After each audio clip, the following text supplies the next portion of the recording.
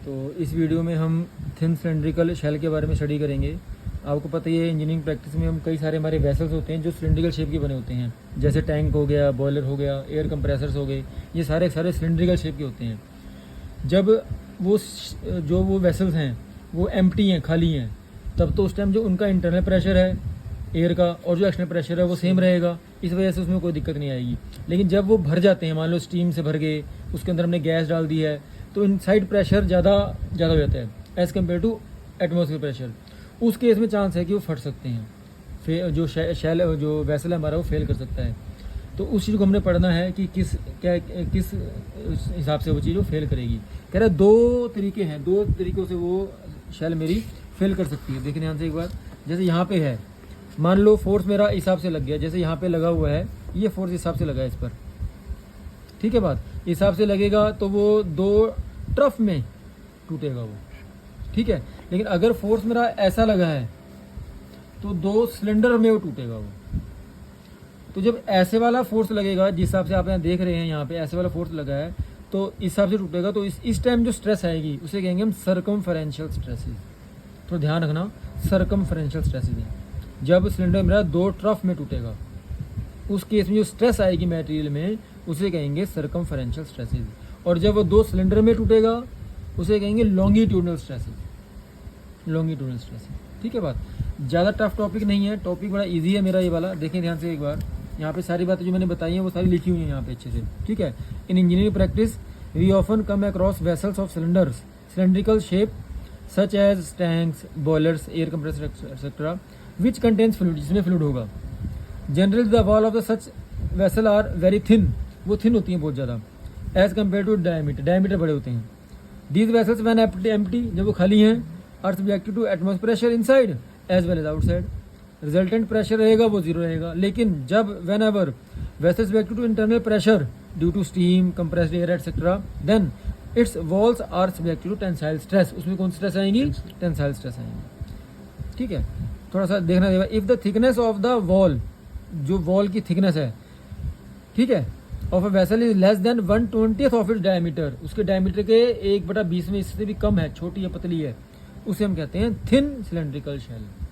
उसकी जो उसकी वॉल की थिकनेस है वो उसके डायमीटर से 1/20वां हिस्सा से भी कम हो तो उसे हम थिन सिलेंड्रिकल शेल में कंसिडर करेंगे। Failure of a thin cylinder due to, मैंने बताया जैसे अभी आपको, we know that when thin cylindrical shell subjected to internal pressure its walls are subjected to tensile stresses. If these stress exceeds the permissible limit, वो stress उसके अंदर जो आ गई हैं वो एक्सट्रीम लिमिट से, परमिसिबल लिमिट से ज़्यादा हो गई हैं, cylinder is likely to fail. One of the following two cases, दो केस हैं भाई, मैं जैसे मैंने बताया अभी आपको।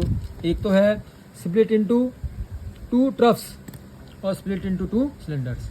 जब इस हिसाब से टूटेगा तो सर्कमफेरेंशियल स्ट्रेस आएगी, उसमें उसे हम हूप स्ट्रेस भी कहते हैं। और जब इस हिसाब से टूटेगा तो उसे कहेंगे हम लॉन्गिट्यूडनल स्ट्रेस। तो यहाँ देखेंगे ध्यान से, पहले हम सर्कमफेरेंशियल स्ट्रेस के बारे में पढ़ लेते हैं। दो चीज़ें हैं, कन्फ्यूजन है, थोड़ा ध्यान रखना भाई अच्छे से यार। जब वो दो ट्रफ में मैं बार बार बोल रहा हूँ, जब वो दो ट्रफ्स में टूट रहा है उसके अंदर कौन सी स्ट्रेस आएंगी? सर्कमफेरेंशियल स्ट्रेस आएंगी। या ये पूछेगा अगर सर्कमफेरेंशियल स्ट्रेस आ रही है तो सिलेंडर कैसे टूटेगा? आपने बोला दो ट्रफ में टूटेगा, ठीक है बात। वाइस वर्सा, लॉन्गिट्यूडनल में दो सिलेंडर आएंगे। ये दो सिलेंडर कब टूटेगा? जब उसमें लॉन्गिट्यूडनल स्ट्रेस आएगी, ठीक है। तो बड़ा इजी न्यूमेरिकल्स में, इसमें इजी फार्मूला भी है इसका। सर्कमफेरेंशियल स्ट्रेस आपको बता दिया अच्छे से। Let L length of the shell, D diameter, उसका डायमीटर कितना है, टी थिकनेस है, थिकनेस कितनी है उसकी, इंटरनल प्रेशर। तो सर्कमफेरेंशियल स्ट्रेस के लिए फॉर्मूला बनेगा PD/2T। पी स्मॉल पी है, पी आ गया प्रेशर, डी डायमीटर, टी उसकी थिकनेस आ गई है। सर्कमफेरेंशियल स्ट्रेस के लिए फॉर्मूला बन गया मेरा, ठीक है। अगर आपको साथ में कहीं एफिशिएंसी दे रखी है, एफिशिएंसी भी दे रखी है अगर, तो एफिशिएंसी से भी डिवाइड कर दें उसे आप, और कुछ नहीं करना हमने इसमें, ठीक है। लॉन्गिट्यूडनल स्ट्रेस मैंने बता दिया आपको, स्ट्रेस ऐसे लगेगी, फोर्स है दोनों में टेंसाइल ही, लेकिन थोड़ा सा अलग स्टाइल में, इस स्टाइल में लगेगा अगर वो, तो वही बात है। पी इंटेंसिटी है, L length, D diameter, T thickness. तो फॉर्मूला क्या बन गया? 4T, PD/4T। अब याद रखना जो सर्कमफेरेंशियल स्ट्रेस है उसमें 2T था, इसमें 4T है। एफिशिएंसी दे रखी है तो एफिशिएंसी से और डिवाइड कर दो इसको। ये फॉर्मूला आपने ध्यान रखना है लॉन्गिट्यूडनल स्ट्रेस के लिए, ठीक है। एक न्यूमेरिकल देख लेते हैं, बड़ा इजी न्यूमेरिकल है इस पे। A steam boiler of 800 mm diameter, example number 1.44 है, ठीक है। Steam boiler of 800 diameter, diameter कितना है इसका 800, is made up of 10 mm thickness, T कितना है इसका सब कुछ गिवन है एकदम, टी कितना है भाई 10 mm। If the boiler subjected to internal pressure P 2.5 mega pascal, इसके बारे में पहले पिछले बता चुका हूँ, आपने कुछ नहीं करना, 2.5 न्यूटन पर मिलीमीटर स्क्वायर के बराबर हो जाएगा। अगर गीगा होता तो 10⁻³ करते थे हम, ठीक है। चले, find the circumferential and longitudinal stress, आपने दोनों निकालनी है भाई, सर्कमफेरेंशियल भी निकालनी है और लॉन्गिट्यूडनल भी निकालनी है।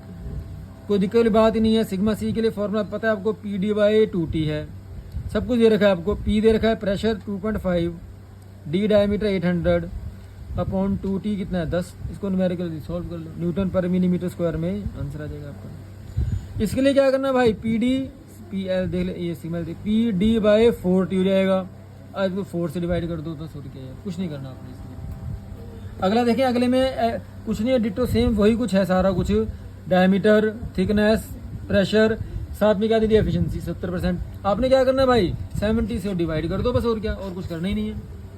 यहाँ पे देखो 70 है ना, 70% है ना, तो 0.7 से डिवाइड कर दिया, और क्या, कुछ नहीं करना आपने इसमें। यहाँ पे करना है तो 0.7 से डिवाइड कर दिया। ये न्यूमेरिकल 1-2 न्यूमेरिकल आपने ट्राई करना है अच्छे से, ठीक है। बाकी अगली वीडियो में देखेंगे।